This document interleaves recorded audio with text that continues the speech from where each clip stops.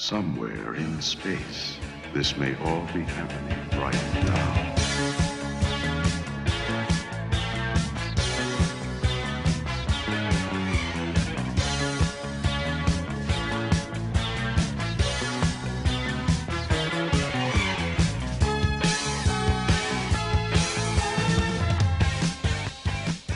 Hello and welcome to Star Wars Canon Fodder, the Star Wars podcast about all things non-canonical like books, toys, games, and other legends of the Star Wars universe. I am your host, Brian West. With me is Aaron Sachs. Hey there, everybody. And Miguel Silva. What's up, you sexy slicers? Chut chut. Chut, chut. Chut. I hope this goes without saying, but there will definitely be tons and tons of spoilers for Heir to the Empire as well as other non-canonical Star Wars stories. So if you're concerned about things that no longer matter, then you've been warned. We love Heir to the Empire. We love the expanded universe, but we're going to poke fun at all these stories. So I hope that whoever is listening to this understands that humor is important.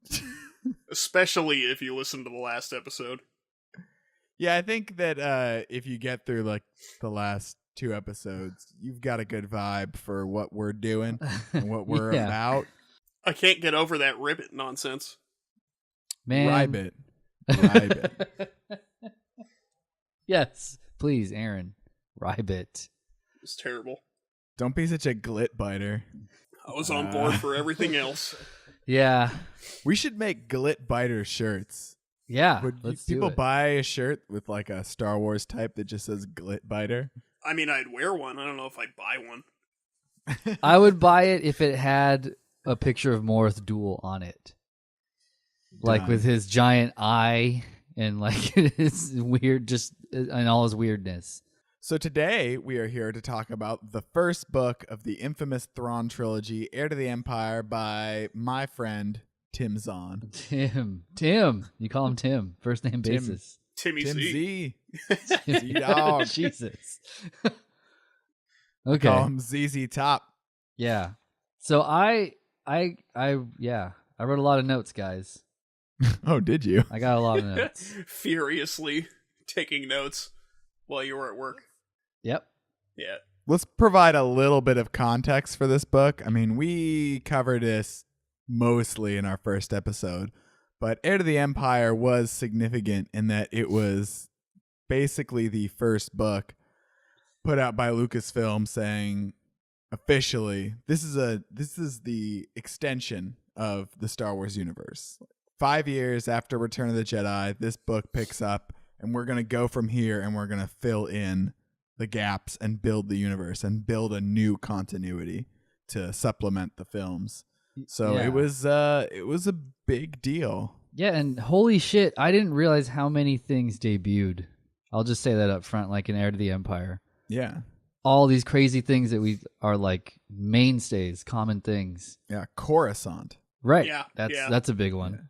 which originally was going to be called Had Abaddon. I'm not even making that up. That was in the like Return of the Jedi treatment when they had like the it was the the lava planet, and then they changed it to a city planet, but both were called, I'm pretty sure, Had Abaddon. And then George Lucas took Coruscant when he wrote the prequels as being a much better name. Jeez. The whole planet's one giant city. That's true, Rick. Look over there. There's Chancellor Valorum. He's my favorite character. How could he not be? Yeah, he lets me know what's going on at all times. What other things were you thinking of, Meg, that were like introduced? Oh in this? man. So some of the big like Kashyyyk. That was the first time Kashyyyk was on there. Yeah, it was in the holiday special. The holiday special does not count. No, it definitely does count. No, it does not. Talking about all this other stuff, but no, not the holiday special. Was it mentioned? I mean, was it by name? Yeah, Kashyyyk. Okay. I'm almost positive that they already had like plans for it. Well, the the Forest Moon was probably supposed to originally have been Kashyyyk. Yeah, it was. And then they changed it when he actually started writing Revenge of the Jedi. But what else? One of the big ones, I mean, so beyond like all the mainstay characters like Card and Mara Jade, and like it's just the a wealth of expanded universe characters. Right. Yeah. Right. And but the big one that they introduced in this book, at least from what I remember, was like how hyperspace works. Because there's like 2 or 3 times in this book where they make mention that they're not like instantaneously going from one place to the other.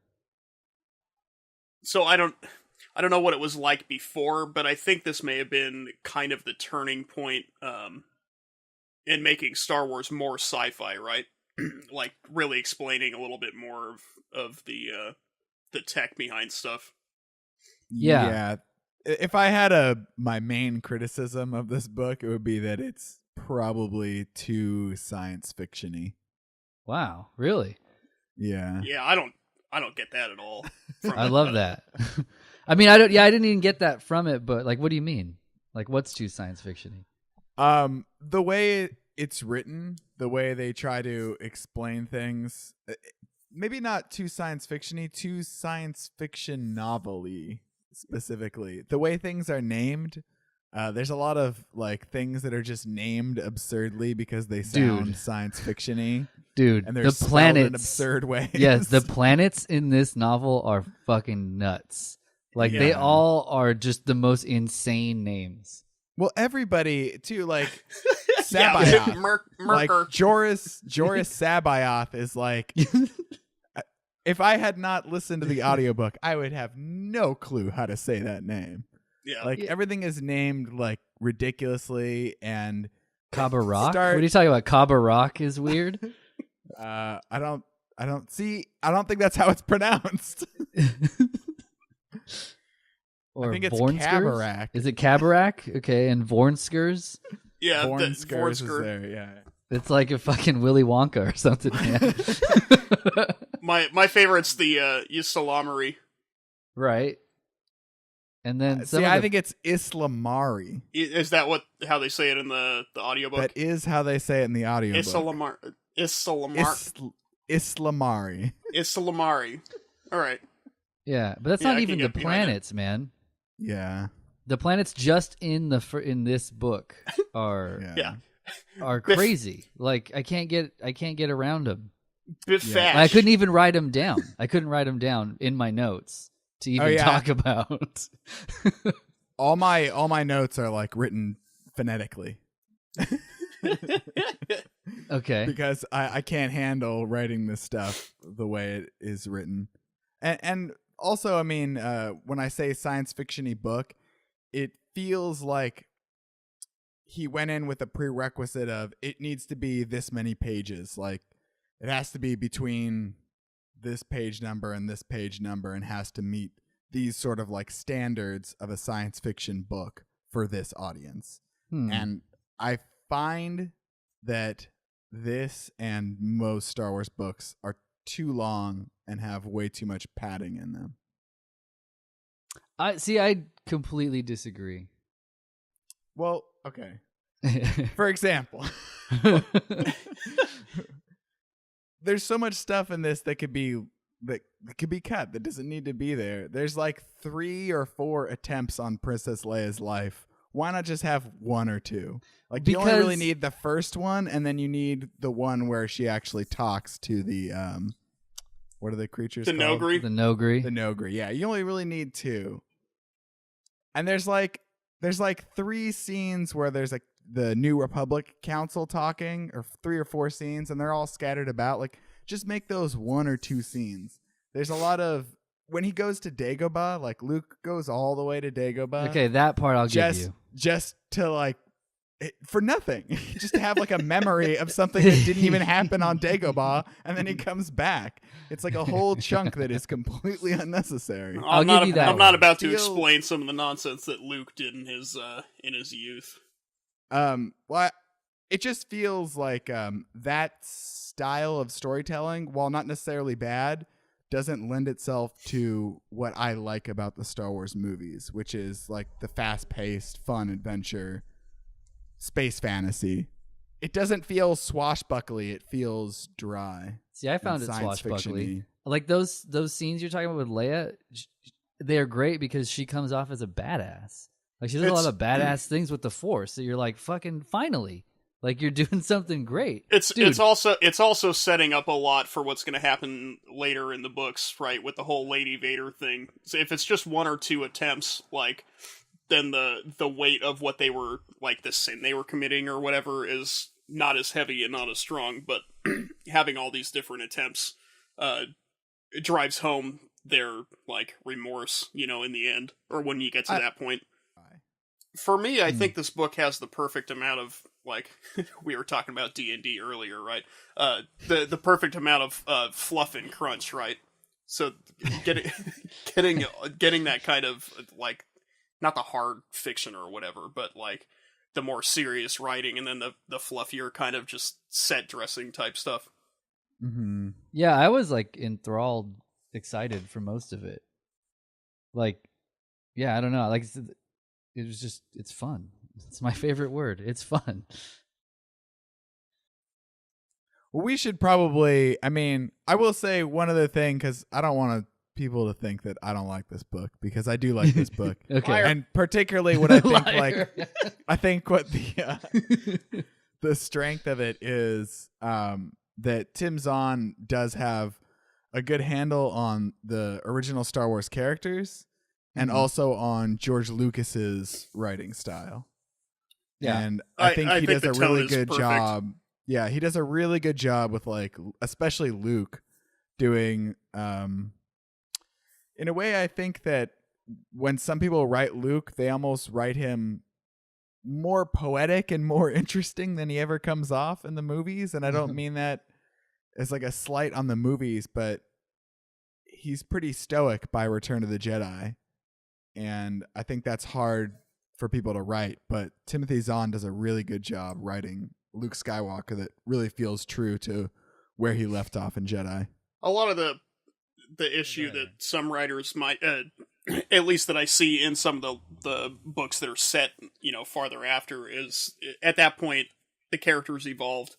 He has different flaws than he had before, and he's either has or hasn't worked through, his issues from before. But with the Thrawn trilogy, it's so close to the original movies.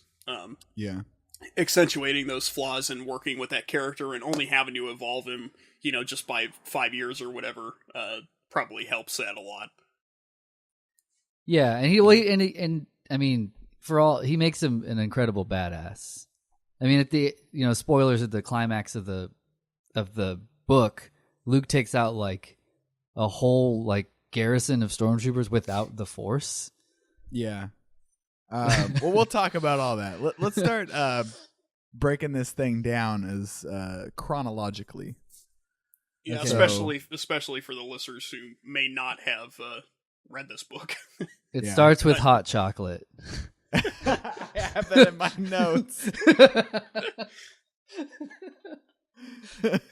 No, actually, it does start, credit to Timothy Zahn, but it starts the same way every Star Wars movie starts, which is a Star Destroyer. Yeah, it does. Which I thought was that's a good example of fan service. Right? Yeah, exactly, a good one. Like, Yeah. Okay, I like that. I'm in with. That's I'm down with not that. that's not stupid fan service. That's good fan service. Yeah, it's really well done. It's not too sweet. Right. Anyway, yeah, it opens with a scene of Pelion, Captain Pelican, coming to Thrawn and saying, "Hey, we're in this fight," and Thrawn going off about art and how you have to study a civilization's art to be able to fight them, and it's a fun little sequence. It does highlight what I don't like about Pelion, which is he's basically just there to be like a blustery old British man who like grunts through his mustache like Like But, like sir, it you moves. can't do that. Like just his mustache moves, like on Tintin or something. Yeah, exactly. Yeah. It's half of him is saying like, "But sir," that's like Yeah. half of his dialogue in the entire book, just to highlight what a genius Thrawn is. Right. He's always doubtful of like what Thrawn's gonna do, and then it like works. Yeah, that's like him in every single scene that he's in. I do get the impression that Pelion was kind of like this throwaway character to begin with, and it's only after everything that he evolved into more of a fleshed out main character. Yeah, he is the liaison between like the greatest like bitchy bitch sessions though in the Star Wars universe, which is it what was it Kaboth? What were we agreeing on? Sabayoth? Sabayoth. It's between Sabayoth and Thrawn. Yeah, dude, they fight all the time for everything immediately. It's pretty great. And the only way they stop is like Pelion comes in and he's like, "All right, guys, like settle down. This is what we're gonna do." And they're both like, "Oh, okay, I'm okay with that." Okay, so I'll just say here that yes, it's silly. The idea that this Grand Admiral can defeat like basically anybody just by looking at the art of like the entire race, is a silly thing. What it does do, however, because it's such a foreign concept, it really adds this like kind of scare factor to Thrawn's character that's present throughout the entire trilogy. The fact that he uses this method that's so like perpendicular to anything that we as like quote unquote humans or whatever might know as like warfare or tactical information or whatever, adds a lot to his character and really creating that kind of unknown fright factor to him that is really effective. And I don't think Thrawn would have been received the same way if that wasn't present. Yeah. And I do like that it's immediate. Like they immediately introduce this weird thing about him, and then he immediately is a stone cold badass when he like takes out that whole. Just wipes them out. Yeah, he just kills them all. You're like, oh dang, okay. A few tidbits about Thrawn. So we may do a whole episode about Thrawn because his Wikipedia page is out of control. Yeah. But just a few tidbits about him. So Thrawn's real name is Mithra Naruto.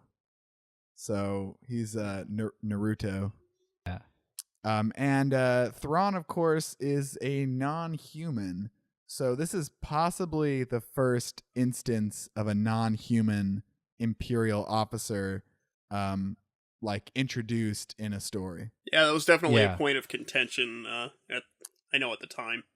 I'm not a fan of it. I can deal with it, but I do like the Nazi parallels of only having like human and like the racism of the Empire, which is still there.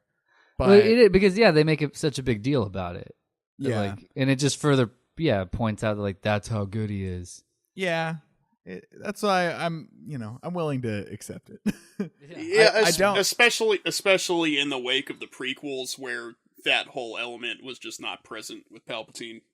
Like his quote unquote most trusted advisor or whatever is Mas Amedda. Like, yeah, but I think that's explained by when he took power, he just got rid of all those people. I mean, he took advantage of anybody he could. It didn't really matter who they were. I think at least in terms of like expanded universe stuff, Mas Amedda knew what was going on.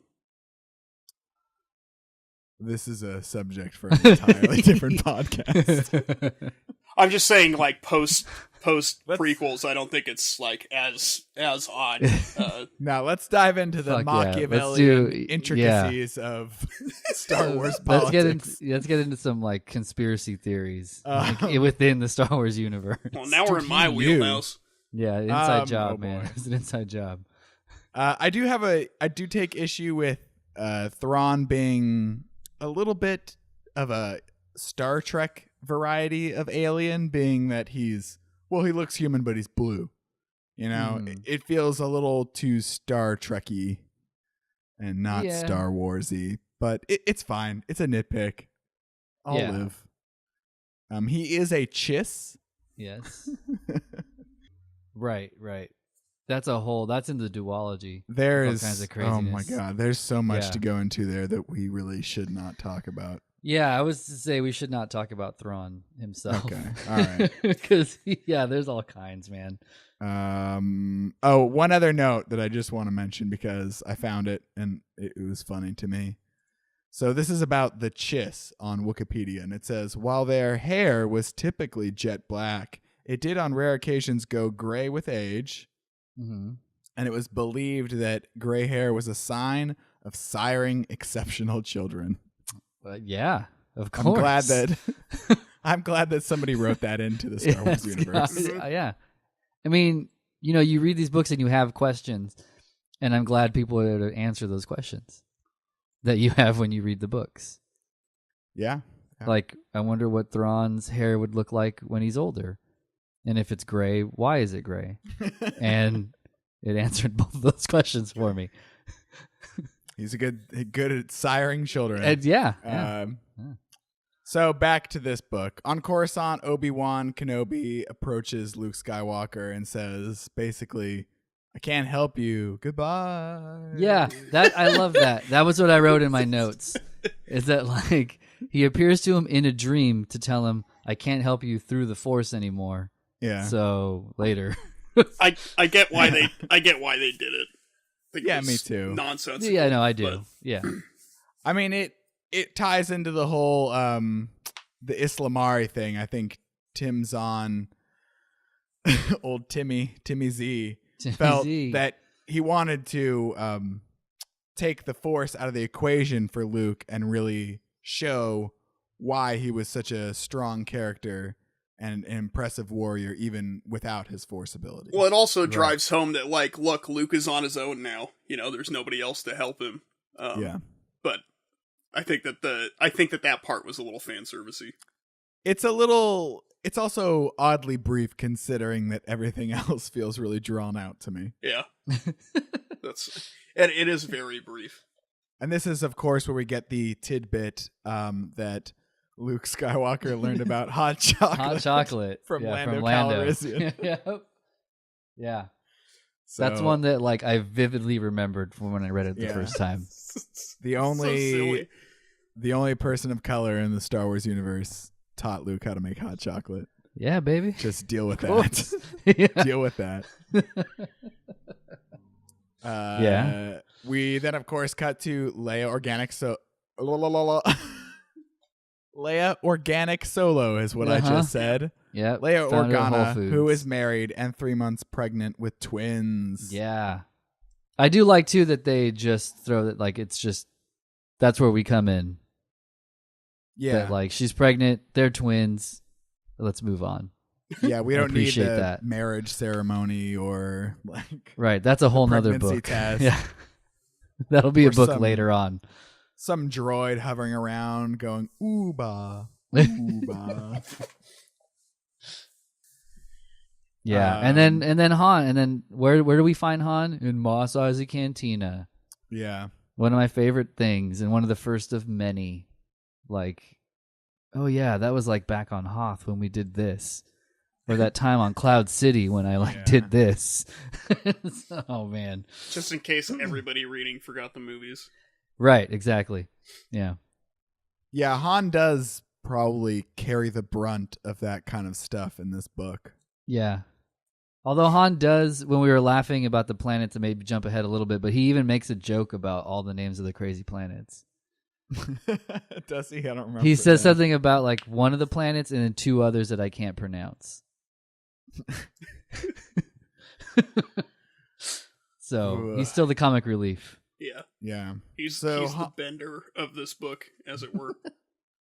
Han and Chewbacca on Tatooine, I would say that this scene is pointless, except for it introduces the fact that the rebels don't have a lot of ships, and they're really desperate. They're so desperate, they're trying to hire smugglers to just do basic, shipping and receiving. Right. So, Right. And you find out about Card and that he took over Jabba's like routes or whatever. Oh yeah, that is in this scene too. Yeah. So it sets up. It does set up some stuff. Yeah, The content is fine. It's kind of the locations, like Right. Yeah. Exactly. So Thrawn goes to Merker, and this is where Thrawn goes and talks about trying to find. This is the whole scene where we get introduced to Islamari, and Thrawn, or Pelion, I guess, talks to Talon Card, and Talon Card offers to help the Empire. I can't even. This is all so complicated with so many like ridiculous names. Yeah, but you don't know why he's there at first, but it's pretty cool. I don't know. Yeah, I mean, we figure out that Islamari are these lizards, these iguanas, basically, that repel the Force. Right, which is like with a huge thing in this whole trilogy, right? Mm-hmm. Which is a little silly, but like I said, I get what purpose it serves in the story, so I'm cool with it. Yeah, no, it works. And just like in episode 7, how they kind of nerfed lightsabers, and I loved. I thought that was great. Mm-hmm. That like they're not just this, because I don't know, the Jedi in the first trilogy or the prequel trilogy, which I guess they are supposed to be super powerful, but lightsabers just rule everything. They just destroy everything. And so in episode 7, like Finn fights that trooper, and they can like go toe to toe. So lightsabers aren't quite as powerful. Mm-hmm. So I don't know. I like that. I like nerfing the Force. I think the Force nerfing was a good way to go. But it's curious because, well, I guess we'll get into it. They also introduced the concept of the Force being more powerful than I'm comfortable with, where they talk about how the Emperor in the Battle of Endor was controlling all the Imperial ships with his mind, or not controlling, but influencing them, making them better pilots. Like that was it, battle meditation. Yeah, the whole this battle is a meditation thing that is too crazy for me. I feel like that was too far. Did you play KOTOR or no? Yeah, I did. The first that was one. Wasn't that the whole? Wasn't that Basila's whole thing? I don't remember almost anything about that game. Yeah, that was like her deal, was that she was like the best at it, and that's what Revan wanted the Starforge to create an army, and then Basila was gonna like battle meditate the whole thing. But yeah, that was another one of those like, oh, it's mentioned here, not as battle meditation, but it basically is battle meditation. I think as far as like power creep in the Star Wars universe goes, it's not so bad. Like, as much as I love Dark Empire, the like Force storm in space that just like destroys it just destroys Eclipse. I think that gigantic Star Destroyer Star Destroyer. Yeah. That kind of stuff takes it way too far, and it's kind of inevitable. As time goes on, that power creep is going to come up, but this is like right off the bat.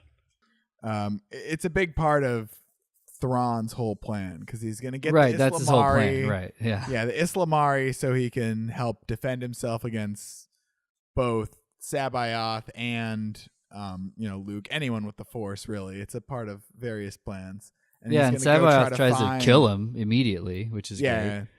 He's going to go try to find this other Jedi that he can use for battle meditation. Which does he just assumes that it's a dark Jedi, right? Like doesn't it kind of make it seem like that's how good he is? Yeah, he's just like, it's probably going to be like a Jedi, like a dark Jedi. It doesn't say exactly how he knows everything that's going to be going on basically like the Emperor has like a storage planet on Waylon Smithers' planet. Yeah, he has a. See, I was thinking of the planet's called Wayland, and I was thinking more of the Alien films, Wayland Corp. Wayland Wutani. I was wondering if it was a reference to. Yeah. I don't know. Yeah, they go to Wayland and they land, and Jorah Sabayoth, the insane evil Jedi, comes out. And he basically just tries to kill Thrawn, but Thrawn has the Islamari, so he can't. And then they sit down and have a little chat and make a deal. I was just gonna say, anytime I think of the comic adaptation, that's the panel that I see in my head is Thrawn with his salami, the salami monster, and with like the bubble, and then warding off the Force lightning. Yeah. I was gonna say this section is a really cool example of the stuff we were talking about, as far as like, it's a really good indication of when this book came out and what we knew about the Star Wars universe at the time. And it's just really cool to look back, because they never say Sith. Yeah. I don't know if you noticed that. He's just a dark Jedi. Yeah, and I think a lot of the times he just says, I don't even think he says dark Jedi. I think he just says Jedi Master.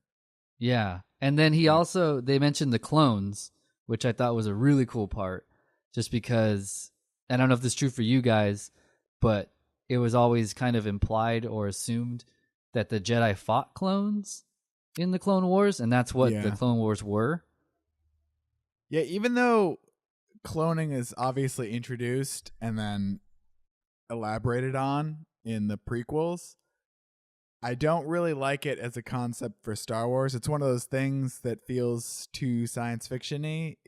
It's almost as bad as introducing something like time travel into Star Wars. I think, and it barely works in the prequels, because it almost only works because it doesn't really make any sense.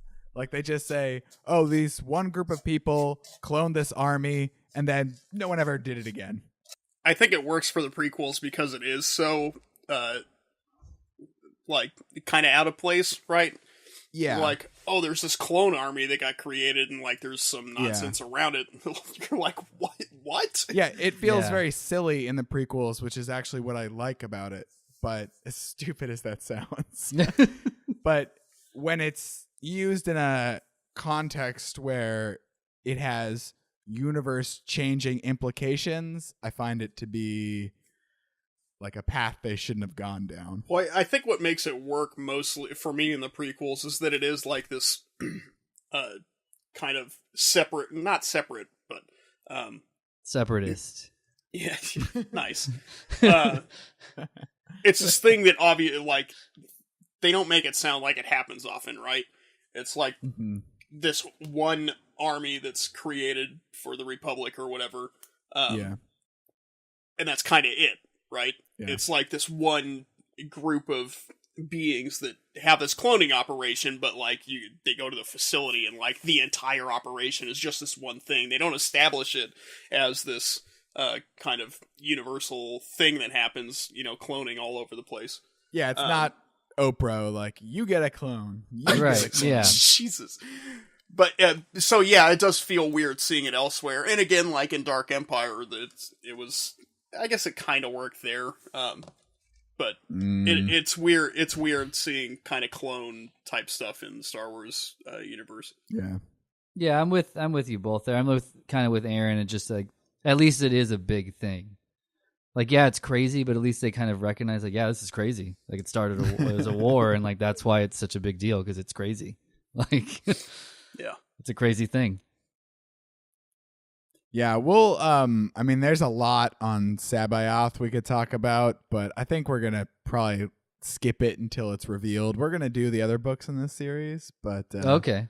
Yeah, basically they make a deal, and Thrawn says, come with me, do my battle meditation, and I'll give you 2 new Jedi to train. Possibly more, because Leia's pregnant. Right. So that's why Sabaoth agrees to come with them. And he jumps on their ship, and I guess he just leaves the U-Haul planet unattended. Yeah. So the place is at Mount Tantus, right? And it has like all of Emperor's like crazy contraptions and toys and like memorabilia, right? Yeah. It's supposed to be like it's supposed to be like the biggest and best storage that the Emperor had, right? Yeah. Yeah. And then we get introduced. So I will say real quick, I was thinking about the book and I was remembering everything, I was like, oh, I remember this, I remember that. And the next character they kind of introduced, if we're going chronologically, I completely forgot about, like 1,000% forgot about. And I love him because he's such a fucking dick. Who? Phalia or Phalea, or however we're gonna. Wars Phalia. Yeah, Phalia. The Bothan? The Bothan. Dude, That he does so much. He's such an asshole. Yeah. Like from the beginning. From the beginning. Yeah. I hate that that, like, when his inevitable death, like, much later in the like the book's timeline. Not even in this book, yeah. Yeah, much later in the timeline, they tried to, like, redeem him, kind of. It was pathetic. It was. No, you can't redeem him. He is basically the EPA guy from Ghostbusters. Yeah. Yeah, Walter Peck. He is. Yeah. Yeah, absolutely. You just want to see a bunch of like hot marshmallow get dumped on his head. Right. And it's funny because I think just the previous chapter they mentioned that, oh, there's a spy in the Republic, right? Because doesn't Thrawn or someone mention? I think so. I believe they there's knew a what was mention going of it. on. Yeah, and then the next chapter, it's like, here's this asshole Bothan guy who like works high up in the government. Like, oh yeah, can't be him. So this is where Thrawn sends his Nogri buddies to make their first attempt at capturing Luke and Leia on Bimisari. Yeah. And The more pronounceable of the planet That's names. one of the easier ones, yeah. Yes. And yeah, I mean, there's not much to this. It's a big action scene. It's pretty cool. Mm-hmm. This is like the first time we see a bunch of Nogri in action, which I had a way different picture of in my head than the way that I guess they look. They were more like the rat creatures in Bone, but more like sinister looking.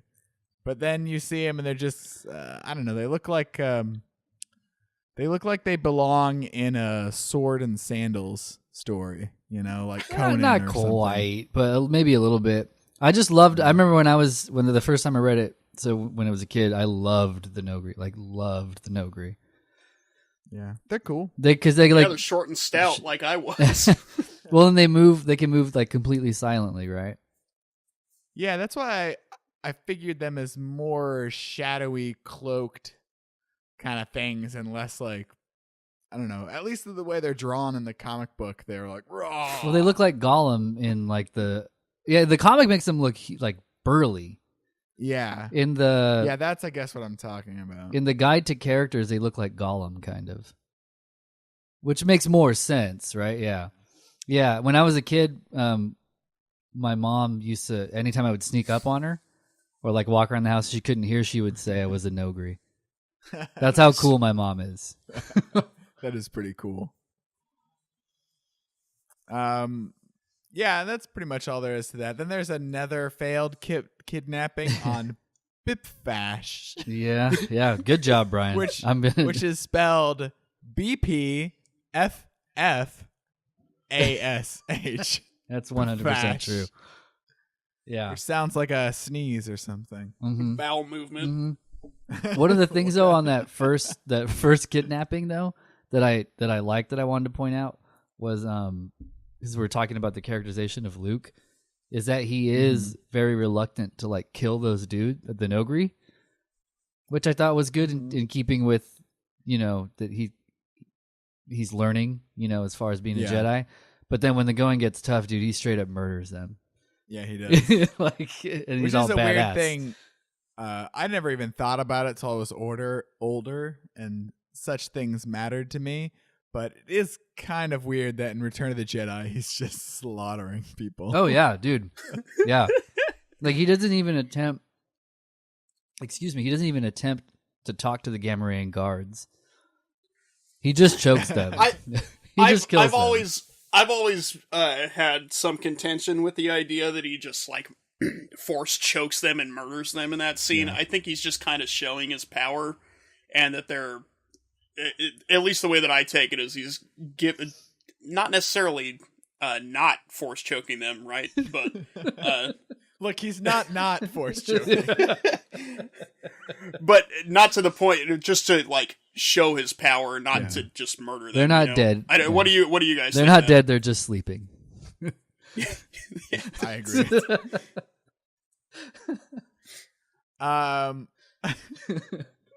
So after this second attempt, Han and Leia decide that they need to get somewhere more low profile. And where do they go? Just like Empire Strikes Back, they go to Lando. It's not a system, it's a man. It's a man. Lando the man. And they visit him on Naklone. And there's not really much that goes on here except for like Lando's like, I got this whole new mining operation again. Right? Again. And he has these. This is the main thing is they introduce the mole miners. And which have a super sweet payoff, I always thought. Yeah, they do have a cool payoff. They're huge, like they're kind of like that thing that Shredder drives in the Ninja Turtles cartoon. Yeah, they totally are. They're actually exactly like that. Yes. Yeah. But they can go through space. And 51 of Lando's mole miners get stolen by the Empire. Yeah. 51. Mm-hmm. I don't know why that number, but so again, the Nogri come and try to capture Leia. Yes, again. with the decoy Millennium Falcon, right? Is this that part? Yes, this is the decoy Millennium Falcon. There's a fake. They go, "Hey, Falcon. come on and get aboard," and it's not really the Millennium Falcon. And it's as I was saying in the beginning, it's cool because Leia again saves the day by being awesome and using the Force. Because she like can't sense, isn't it like Chewie or something, right? And she like can't sense Chewie on it, and that's how she knows it's a fake and knows it's a trap. So see, they have good payoffs for these multiple assassination attempts. After this third attempt, this is where Chewie floats the idea of Leia coming with him. Mm-hmm, that exact idea. That's my that's my best Wookiee impression. Don't ask for it again. And so Chewie says, Leia can come with me to Kashyyyk, and you guys can go on and pretend that Leia's on the Millennium Falcon by changing C-3PO's programming so he talks like Leia. I was hoping you were going to mention this. I don't know why they couldn't just like pre-record her saying something. Or do send it through, like a voicemail. Yeah, or a comm link or something, but Yeah, or just reroute it, slice it or something. I don't know what they do. They have to go the weirdest route. It needs to be organic. Yeah. C-3PO undergoes some, gender therapy. And pretends to be Leia. Yep. For seemingly the remainder of the book, almost. Yeah, I think that they don't change it back for quite some time. Yeah, which is great. But this is... Han was lonely. Yeah. Yeah. In between, so we'll get to Kashyyyk in a second because we need to talk about it because it's infinitely cooler than with a real Kashyyyk now. But disagree. But the in between there, I think this is the one where they do, like you said, they do the ship switch. And then later on, when they're watching like security videos or whatever, Thrawn just straight up knows what they did. Yeah, they were like, there's no tell or anything. He's just like, they switch ships, and she's on this ship, and they're pretending, and he just knows. Yeah, he knows, and it really doesn't explain why. Nope. Not really in any depth. He's that good. Again, it's just like he's that good. Observation. He just figures it out. And then he pulls a Vader where he like kills that dude when they try to kidnap Luke. Like they mess up Luke, and it's like in my notes I wrote it because what I liked is that Luke is still an awesome pilot, which you forget about. Yeah. Because after the Death Star, he never really flies again. Mm-hmm.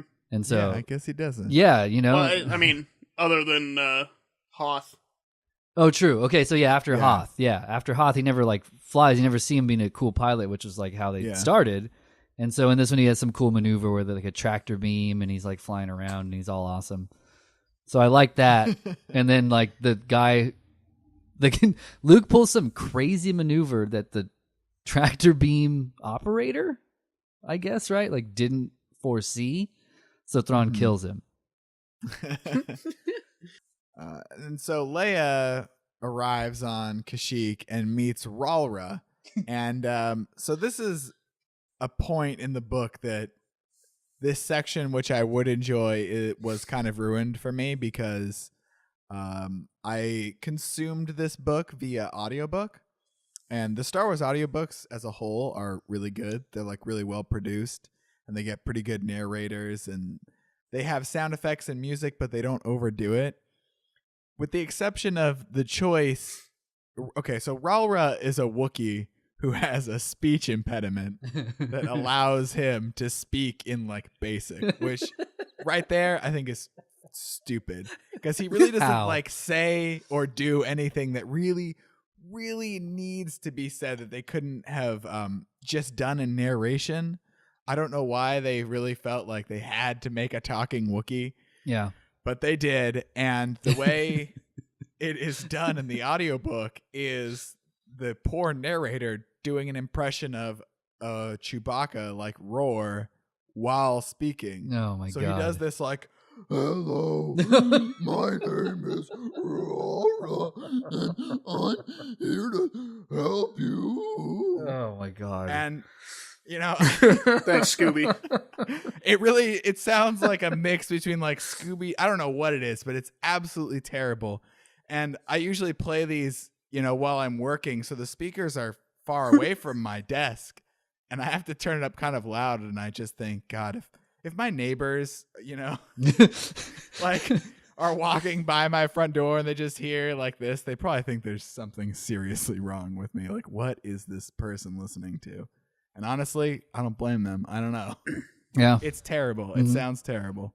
Mm-hmm. And it's a silly thing to put in the book. Yeah. I have to say, kind of, sort of related to that, I've managed to do a pretty good job of not swearing, but I gotta say, I fucking hate the goddamn names that they gave the Wookiees in the Star Wars universe. Like, they have this race that, like, speeches in unintelligible, like, language to us, right? Why do all their fucking names have to be so goddamn long and dumb? Yeah, I agree. Why does Kashyyyk need three fucking... Three Ys. Why does Ralrorchin need to be so stupid?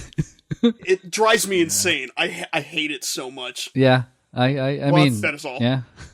It goes along with, like, all the unpronounceable garbage in this book, like Bip Fash and Mirkuk and Sabayoth, and all that stuff. It's just but they kept garbage. the Wookiee nonsense for like everything. Yeah. Like Lumpa-Warump, really? Yeah, I will. You know, for as much as shit as we're giving all those names, I do appreciate that there are a bunch of different planets, and yes, those naming conventions are really weird, but they do kind of keep with all the stuff that had come before.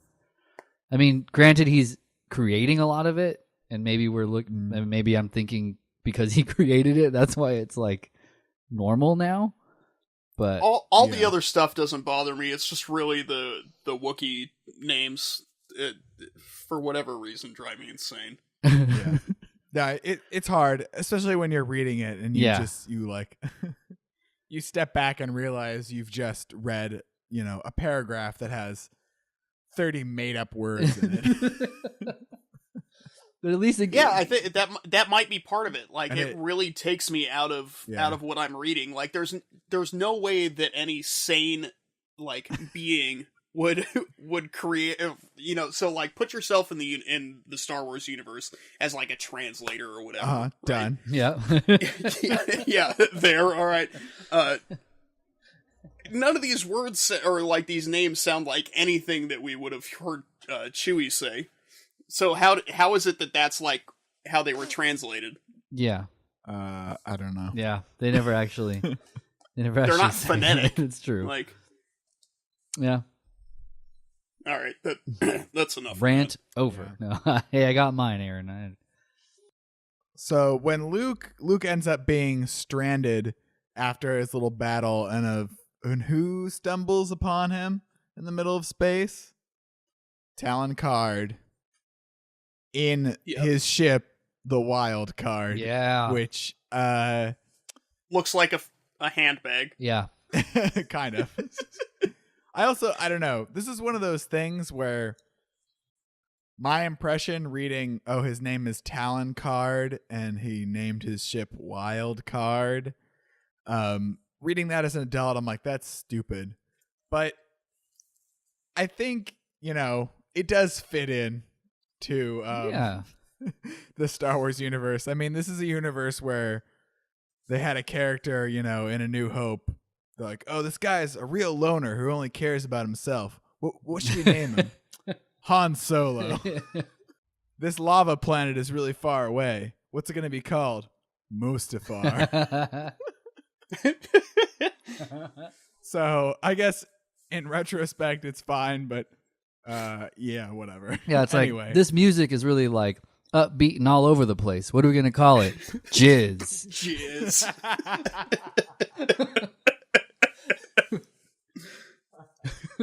I'm glad. You know what? We need to find a way to work a jizz reference into every episode of the show. I don't know how that's going to happen. I'm working on it, man. Oh, it's not going to be hard. I really hope that the powers that be, maybe one of the editors at Marvel or somebody is finding a way to work jizz back into the official continuity. We can only hope. Because we need jizz. Yeah. Mm-hmm. I want to say I really like Talon Card. I always saw him as I saw him as a version of Han that had his shit together and stuck with the smuggling. Yeah, I love Talon Card in the book. I hate how he is depicted in every visual thing I've ever seen him in. Yeah. Because he has like a ponytail. He's got long hair like me. He has like a ponytail and like he's just like wearing a vest and looks like he plays in an 80s metal band. Mm-hmm. Like he looks terrible. Yeah. I think he has like a lot of times he has like a vest with like fur around his neck. Yes. Yeah. It's pretty stupid. The fur is too far, but other than that, I like his. He's he's a good character. I like his whole. It almost seems in this book, his whole motivation is like, we just fucking tell me why you hate Luke. Yeah, like that's all he wants just, to like, know. Curious.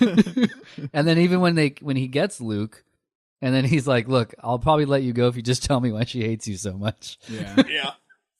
Like that's all he wants to know. Just help the guy out.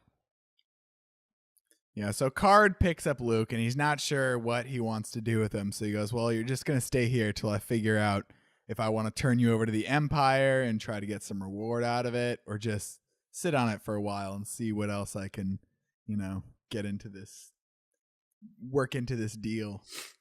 We move into my favorite part. Well, what is that?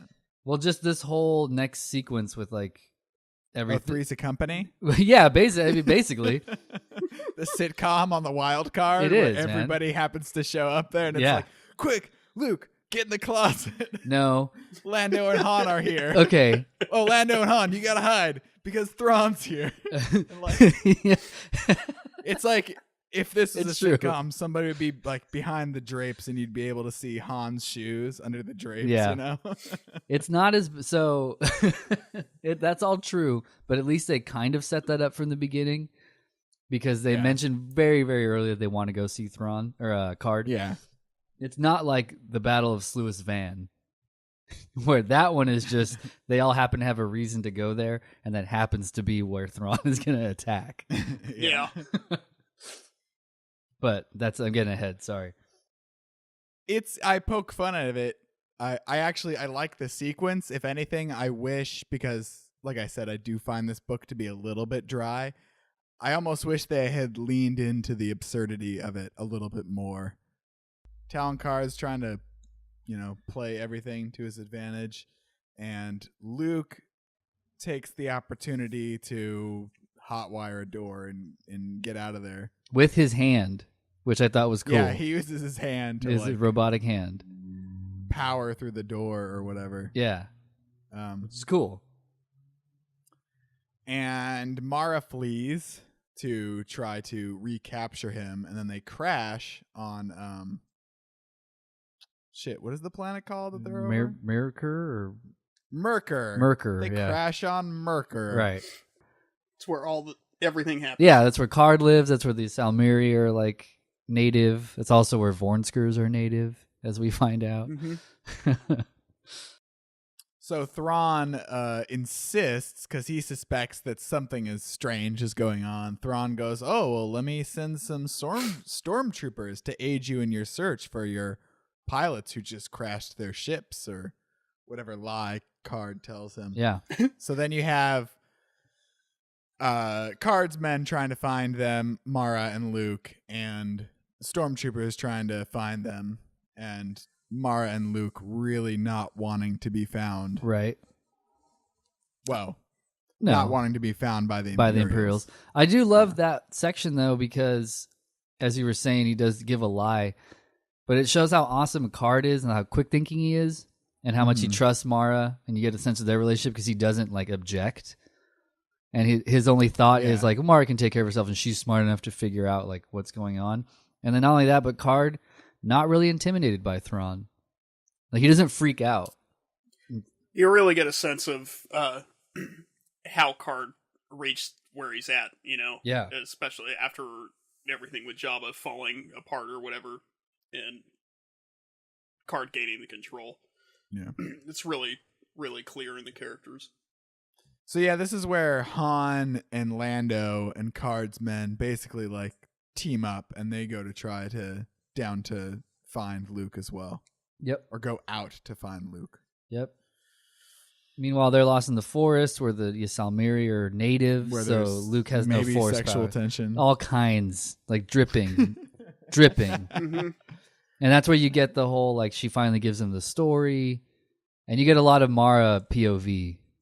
It's a very cinematic sequence, right? Like, you see all this like anger and tension just kind of flowing out in her as she reveals her story and like under duress or whatever. Yeah. And then I always so maybe not fully like realistic, but it's got that cinematic appeal to it. Yeah. And this is what started I remember when I was young and read it, my crazy like obsession, because I loved Mara, I loved the character, and then she mentions in the forest that she was at Jabba's palace. Because I think they also say, which is so dumb in the book, that like Luke's wearing the same thing he was wearing at Jabba's palace, and she makes mention of it. Maybe. And he's like, "Oh, you were there?" She's like, "Yeah, like I was there, like to kill you or whatever." But anyway, she mentions being there, like at Jabba's palace when he was there, and so I remember like poring over that scene in Jabba's palace, like I wonder if you can like see her, like someone who could be her. Like, is that her, or could it be that character right there, or is like does that character have a backstory? 'Cause maybe that's Mara Jade. And I just remember like being obsessed with trying to see her, as though that was VHS days. Yeah. So really, those background, they were so blurry. I mean, it could be. Yeah, right. As though it would like. I mean, F and Mon is clear as day. So That's true. That's so true. Untrue. Okay, so then we cut back to Leia on Kashyyyk, where one of the Nogri tries to attack her while she's sleeping. It's and this part's so fucking cool, dude. Yeah, it's cool because she like senses it and defends herself, but then she doesn't kill him, and the Nogri reveals like, "Oh my God, you're the Malari Oosh." Yeah. Sploosh. Where this is where you find out about the Nogri and how they view Darth Vader and the Emperor as their like saviors, and that's why they're sort of servants to the Empire. They're like indebted to them, but they worship like Vader almost like in a godlike way. Right. And then doesn't he like smell that he like smells He smells her, that she is Vader's offspring. The Malari Oosh is what she calls it. Yeah, Lady Vader, right? Yeah. I like everything about that except for the term Malari Oosh. Well, they don't use it so often. But there's a whole, like this whole awesome, and it kind of reminds me of the beginning of episode 2. I don't know why. I really can't tell you why. But it's, so Kashyyyk, which we never really touched on, as I said, is way cooler than episode 3 Kashyyyk. because like they live in the trees and they can't go to the surface Yeah. Mhm. because there's like all these predators or whatever, and like it's just up in the... Tarantex. There you go. There you go. Yeah, whatever you just What Aaron said. But there's this whole chase sequence where they're being chased by the Nogri first before they like reveal this whole thing, and like Chewie is straight up like wall crawling almost, but like across the like wooden planks and shit. So it's like it's Chewie hanging on this thing, and then Leia's on his stomach. Yeah, he's Spider-Man. He's like Spider-Manning, yeah, and then below them is just like death. And they're like and they're having like a chase. And then Leia, like they're in the Nogri are in like a speeder, I guess, and Leia ties the lightsaber to like a vine or something and uses like a pendulum. That part's kind of weird. She like leaves it, locks her lightsaber on because she has a lightsaber, which we never mentioned, but she gets one. Yeah. And locks it on, and like uses it like a swing and like destroys a whole speeder full of Nogri. Yeah. She's very capable in this book, which is really cool. Yeah. Yeah, she starts off, I think, kind of lame, but this sequence is cool. The rest of it's cool. Yeah. Oh yeah. And yeah, the sequence is fun. Yeah. I really like the implications of the whole Lady Vader thing. Anytime in like, you know, fictional media or whatever, well, I guess in real life, where you get to see kind of that idea of the heroes on the other side, or you know, just what it's like for the people on the other side of the war, right? Mm-hmm. So the Nogri have this notion of Vader and Palpatine as saviors, because I think the planet was poisoned or something like that. I don't remember the details. Yeah, I don't remember actually either. Yeah, so like they straight up saved the species for whatever. They had their own agenda, like selfish yeah, there was a reason that they did it. It wasn't like they were going to save the Nogri or whatever. Right. But yeah, kind of seeing how the other half lives or whatever. Yeah. Is always really compelling and interesting to me. It's the same kind of thing in episode 7. So a lot of people, people on Twitter, were kind of upset that like it was Traitor fighting with Finn and not Captain Phasma. But I think that scene is really important in showing that like just the average stormtrooper is committed to the Empire, right? They believe in what they're fighting for, kind of thing, as opposed to just like the person who happens to be in charge. Well, they're all brainwashed though in episode 7. They're all like kidnapped from birth, Right, and brainwashed. and like Right, but like Finn shows that they can break out of it, but Traitor. Yeah, but he's in like that whole he's section. obviously being portrayed as being exceptional. Traitor's stupid. That scene is stupid. You're wrong. What are you talking about? This is not an opinion. This is a matter of fact. Traitor was fucking dumb. It's not dumb. This podcast is over. What were we talking about? We're moving on to the end of the book. Yeah, so they have a big fight. There's a big fight on Mircook. Yes. Which is cool. Well, actually, first it's cool because Mara Jade and Luke's plan they come up with is basically, let's just pretend we're like hikers that Right. got lost Yeah. in the woods. Yep. And Luke smears a bunch of poison oak on his face. Yep. Yeah. So it like gets all swollen. Yeah. He presents himself as a bounty hunter who is going to catch this. I guess Mara's like basically a prostitute in this scenario. Yeah, something like that. It's weird. Yeah, little bit of role play. There's that tension. Oh baby. And they all get reunited at like this like town square. Yeah, where there's like the Imperials were looking. Everyone was looking for them, mm-hmm. and then they're all there. Like they all meet up with each other. Yeah, Han and Lando stumble upon them, and they're already captured, quote unquote, right, by the Imperials who don't know who they are yet. They're suspicious though. Right. And this is where Lando and Han they plan their attack, and Luke does this whole like, wait, hold off until I get all these stormtroopers under this arc. Yeah, under this arch. And It's weird because they portray it like, whatever reason could he have to get them under this giant stone arch? It's such a bold, strange request. Yeah. And in your mind, you think, almost like a child would, because he's going to collapse the arch and they're all going to die underneath it. And then that's exactly what happens. And then we push forward into the Sluice Van thing, which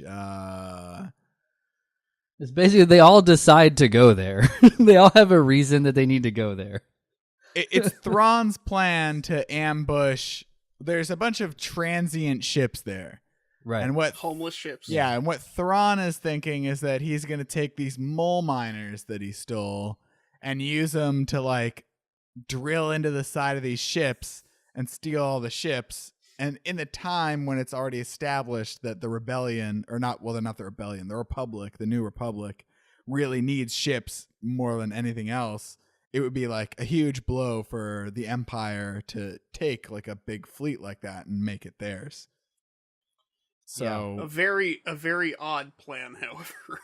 Yeah, it is weird. I mean, like I said, I think it's a cool thing. Like the mole, I like the idea of like these drill ships like hurtling through space to and then take over big, calamari Mon Cal cruisers cruisers or stuff. whatever Yeah, they're stealing. yeah, I think they're Mon Cal cruisers, or at least some of them are. Fried calamari cruisers. Mm-hmm. Delicious. Nice. I'd like a flight of fried non-calamari cruisers. And Wedge Antilles is there because Wedge Antilles. Yeah, you gotta have. Yeah, well, this is another thing I was when I was talking about the firsts. I think Zahn, this was the first time that this is what sprung the Rogue Squadron books and all that. Like Wedge was cool because it's his point of view, right? Yeah, the chapter, yeah, and like it pretty much just. Yeah. This is the first establishing thing of like Wedge, the character Wedge. Yeah, and it mentions that he like rejected a promotion after the Battle of Endor because he just wanted to be like a fighter pilot. I think it's a cool little introduction to Wedge as a character. Yeah, I was just gonna say I remember definitely. coming away the first time I read it like, oh, Wedge is like cool. That dude was awesome. And then Yeah. So another like first that I think we all take advantage of because he doesn't really do anything in the movie. Yeah. He leaves in the first. He lives. That's about it. Yeah. So yeah, like you said, everyone just sort of shows up here, and Han is they're all aboard the Millennium Falcon. Han's like, oh man, what are we gonna do? They're losing this battle, and all these ships are gonna get stolen. And so Han has the idea to tell Lando, because they were his mole miners at one point, to basically activate the mole miners. So I don't really understand. So they drill through the ship and the ships explode or something. Yeah, or they like blow the mole miner themselves up, I thought. Or blow the mole miners. Yeah, you like blow the ships up. It's a cool way to end a big battle that's the first part of a trilogy. Oh yeah, because it's not a Death Star ending. It's not, oh, Thrawn fails and now he goes running away with his tail between his legs. Right. And there's a big award ceremony. It's a little bit more ambiguous. It's like Thrawn didn't win, but he didn't lose either. Yeah, he doesn't seem like crazily upset either. Yeah, because when they even, it's almost like intrigued at everything that happened. Yeah. And it's even suggested that Phelan, or whatever his name is gonna, ride them pretty hard because they blew up basically a whole fleet of their own ships. Yeah, it's cool. But that's not just the end, because I do like the very, very end where it like ends with the very end is terrible. What are you talking about? Where it's like, you have to come back. Akbar's been arrested. Yeah. It's a very weird. It's like, oh, this sort of political intrigue thing that was happening is like a D story in this book is going to be the big cliffhanger. It's not, this is not Han Solo frozen in carbonite. Nope, This is it's Admiral Akbar's Akbar. been arrested. Yeah, and they even have to mention Phalia too, like. Yeah, and he was instrumental in like getting him arrested. Like, of course, because he's an asshole. Because he's like a bad guy. I don't understand why we're pretending he's good. Yeah. I do. So at this point, they hadn't revealed like who the spy was, right? No. Yeah, so it kind of drives that storyline. Yeah, but it does. Yeah, it did seem kind of like, okay. Yeah, I just love it. I'm gonna read the next book anyway. You need to give me this, you know? Yeah. But yeah, overall, I loved all that. I mean, all this stuff. I thought it was paced well. All the scenes are memorable. All the characters are great. We never mentioned Winter, but Winter is introduced in this book as well. Yeah, I mean, it's the beginning of the Thrawn trilogy, one of the greatest, probably the greatest EU story. Yeah. Yeah. When I didn't start reading the books really, so I read a little bit like in the 90s with like the Tales from Jabba's Palace, and I had Tyrant's Test, which was not a good book to like start with. So I came to the Thrawn trilogy pretty late, like I want to say 2005, 2006. Mm-hmm. Maybe, yeah, it had to have been the first like book that I read or the first Star Wars book I read as an adult was the Episode 3 novelization, so it would have been shortly after that. Yeah, and I thought I thought it just captured the feel of the movies perfectly. Yeah, me too. Like from cover to cover, super intriguing story, great characters. Yeah, and I mean, I've said what I thought about Thrawn already, so great villain. I think he's the greatest villain in the Star Wars universe, personally. I can't handle that. He's no Morth Duel. He's certainly no Morth Duel. He's no Palpatine, sir, and he's no Vader. Yeah, Vader. Come on. He's just so intriguing. He is. He's great. He's no Tarkin. Wilhuff? Nobody chews the scenery like Tarkin. True. Yeah, I mean, I'm sure actually that I like it less than both you guys, but it's a good book, and I recognize why it's as significant as it is. I would definitely recommend it to someone who wants to get into the expanded universe, but you would, just, or you wouldn't? Yeah, I would. Oh, okay, I would. I just find it, for my tastes, to be a little dry, and I think the structure, just by its very nature, the structure of what people expect out of a science fiction novel for sort of, I guess, adult readers, that structure doesn't lend itself very well to the Star Wars universe to me. I tend to like the stuff that's more like the short stories and anthology type stories the most. Well, that's our show. You lovely listeners can check back with us every other Wednesday for brand new episodes of Star Wars Canon Fodder. We would like to do the show weekly, but it really depends on how well it's received. We're new, we're young, we're full of piss and vinegar, but we do need your help to spread the word about our show. None of those last couple things. This is entertainment is an economy of attention, and the best thing you could possibly do to support us is telling your friends about it. Doesn't have to be on Twitter, just in real life. Tell your friends. Say, hey, you should listen to this podcast. Go to this website. Download this thing and enjoy it. Mm-hmm. We're not going to tell you to go to Amazon. We're not going to pitch Audible to you or Squarespace or any of that junk. Just, tell your friends and enjoy the show and interact with us. So if you do have any suggestions or questions, email us, podcast@starwarsfodder.com. You can follow us on all the social medias, facebook.com/StarWarsFodder, @StarWarsFodder on Twitter, Star Wars Fodder on Instagram, and our website, starwarsfodder.com, where you can see show notes and download the audio files. I am your host, Brian West, @BrianWestArt on Twitter. I'm Miguel Silva, @PoodooMig on Twitter. And I'm Aaron Sachs, @AMSaxMusic on the Twitters. Farewell, listeners. Ta-ta. All right, see you next time.